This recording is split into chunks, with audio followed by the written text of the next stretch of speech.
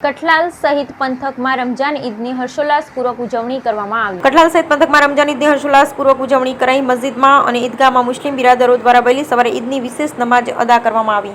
મુસ્લિમ બિરાદરોએ એકબીજાને ઈદની મુબારકબાદી પણ પાઠવી। સવારથી જ વોટ્સએપ, SMS અને ટેલિફોનિક દ્વારા પણ ઈદ મુબારકબાદી પાઠવવામાં આવી।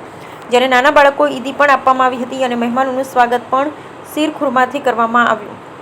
રમઝાન ઈદનો તહેવાર પ્રેમ, ભાઈચારાનો સંદેશો આપે છે। આ દિવસે સૌ કોઈ અમીર ગરીબ બધા જ ભેદભાવ ભૂલી એકબીજાને ગળે મળ્યા।